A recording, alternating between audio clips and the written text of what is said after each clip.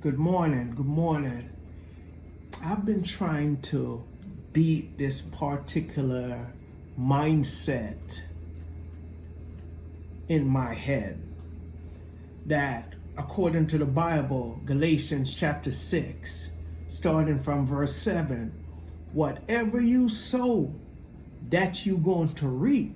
Another way of saying it, whatever you invest in, that's what you're going to get back.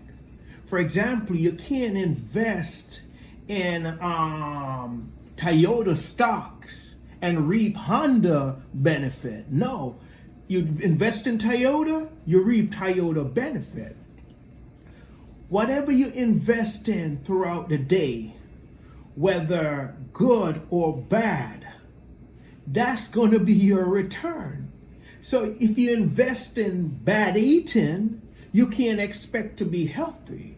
If you invest in relationships that will depress you or will destroy your emotions, you can't expect to reap joy and happiness. It just doesn't work that way. And sometimes we feel as though it worked that way. We convince ourselves if we invest in toxic things or in a toxic relationship or a toxic environment, we're going to reap good. Because, hey, guess what? I got a good heart. So I should get back good from it. Don't get me wrong. There's times God mercifully rescue us from these things, but Galatians chapter 6, whatever you reap, starting from verse 7, whatever you reap, whatever you sow, that you're going to reap. It's just automatic. There's no way around this. You can't get around it. If you plant corn, don't expect watermelon, pumpkin, apples. No. It doesn't work that way. And throughout my life, it has proven that it doesn't work that way. So this morning as I get up, I want to invest in what can control the day, which is God.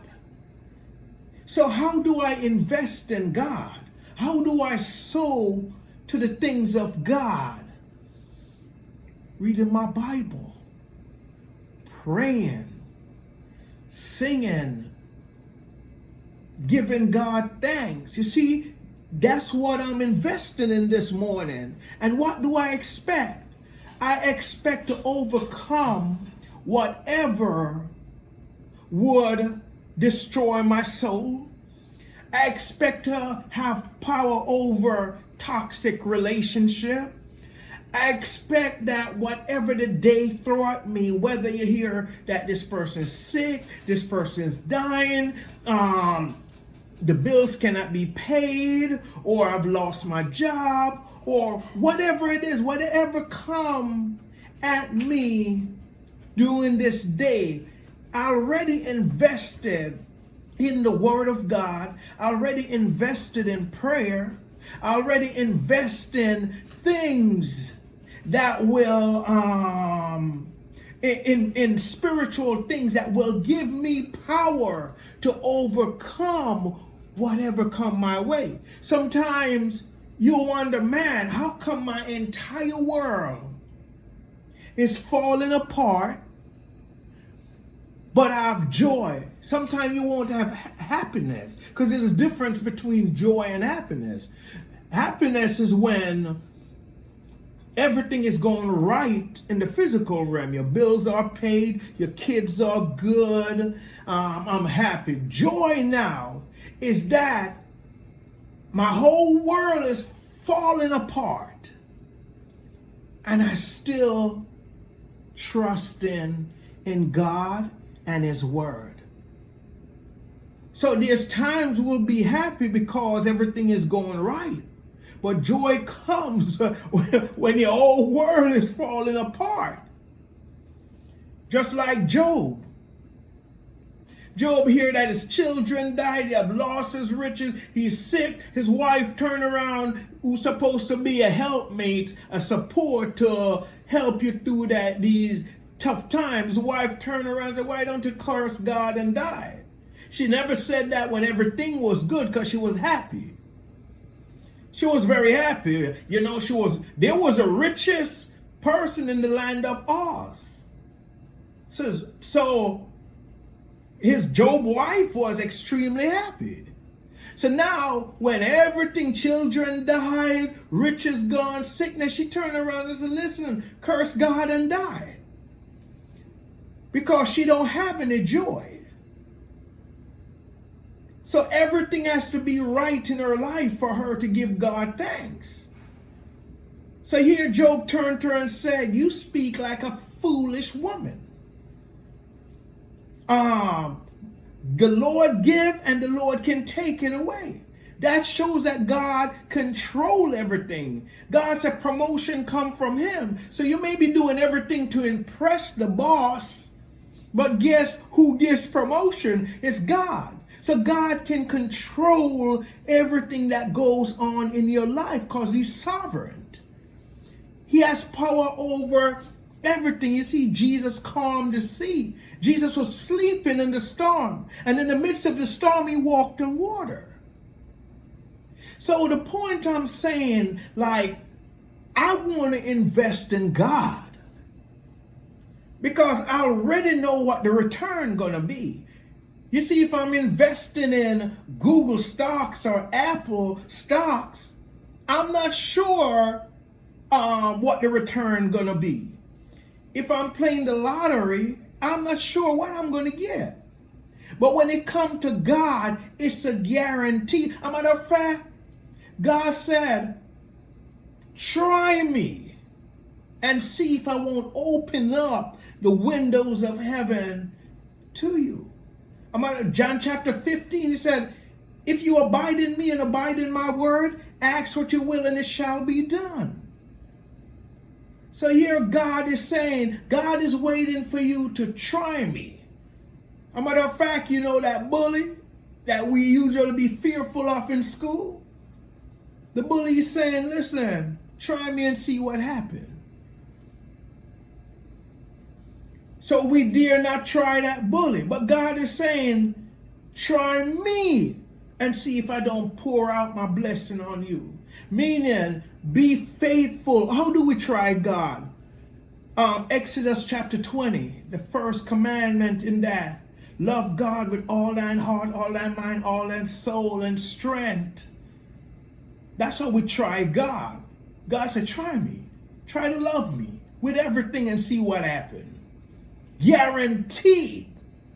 And as a matter of fact, you may say, I've been reading my Bible, I've been praying, I've been doing that, I don't see anything happening. Be patient. Faithfully do it. And do it because you love God, not necessarily because you're looking for stuff. None of us like when our children or anyone just come to us just for stuff. I'm only washing these dishes so I could get some allowance. Apart from that, I won't do it. But when a child said, no, Mom, or no, Dad, you don't have to give me anything. I'm going to wash those dishes so you don't have to do it. It's like, oh my goodness, I want to pour everything out on this kid. This is like a perfect kid. We get excited over children like that. It's like we want a dozen of them. Like, Daddy, I'm going to go wash your car. So you have a clean car to go to work. I want my dad to look good. It's like amazing. It's like something you want to just empty your bank account out, and that's why these kids ain't smart.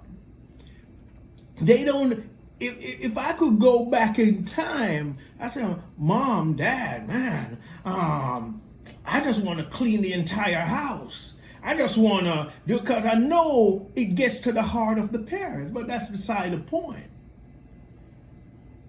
So God is saying, try me and watch. I'll pour out. Look at Galatians chapter 6 and look at verse 7 again. It said, be not deceived. God is not mocked. For whatsoever a man soweth, that shall he also reap. It's clear. And then it comes down and qualify that. Look at verse 8. For he that soweth or planted or invest to his flesh. That means, man, I feel like to have 20 women. I'm going to go out and please myself. I feel like getting drunk. You know, you're trying to please your body, your flesh, whatever it desire, you're trying to please it. What it's saying, you do that, look what's going to happen. You're going to come to corruption. But he that invests or plant or sow to the spirit, the spiritual man, or invest in being obedient to the Spirit of God, shall of the Spirit reap life everlasting. So you may say to yourself, what about my enemies who been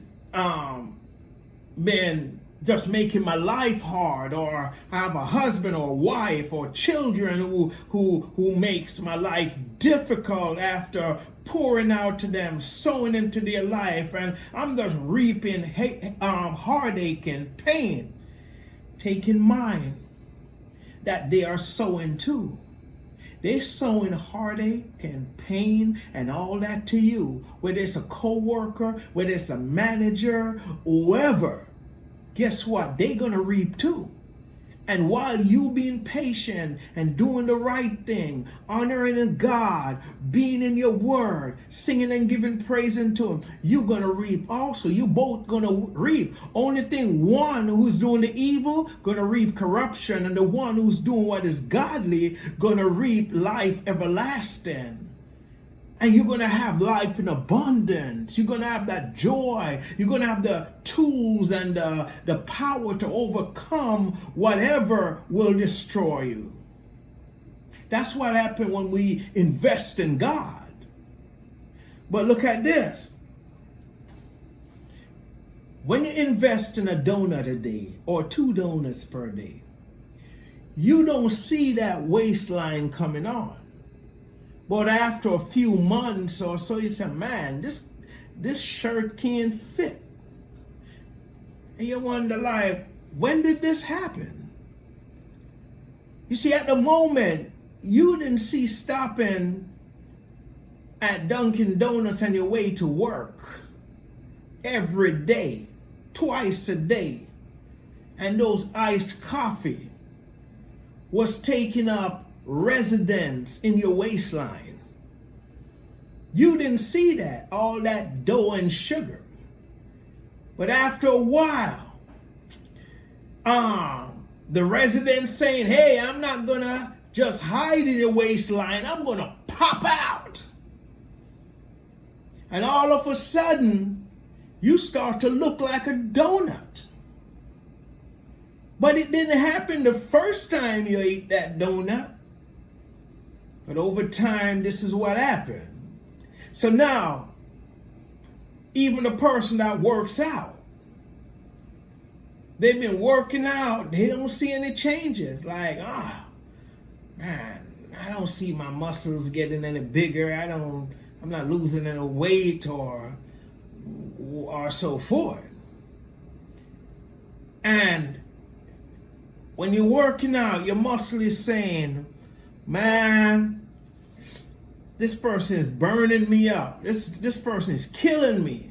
So here you work out, your muscle die and resurrect stronger than it is before. You work out again, that muscle, dies and resurrected again. Till that muscle, just like the waistline that pops out, the muscle said, man, I can't contain. I'm just getting bigger. And bam, you don't even have to muscle up to see your muscles. You're just walking down the street and they just showing itself. So you may say that, man, I'm doing all of this and nothing happened. Whether it's good, whether it's evil, it's going to pop out. It's going to pop out. It's going to show. So if you're doing evil, repent. Commit yourself to God and do what is right. And if you and so that evil waistline won't pop out. And if you're doing good and you're serving God, the Bible said, don't grow weary, don't give up while you're doing good, because in due season you're going to reap. You're going to reap. So let this day be that day where you say, man, I'm going to sow, I'm going to invest in whatever places I could. If my enemies are coming at me, I'm going to control my tongue.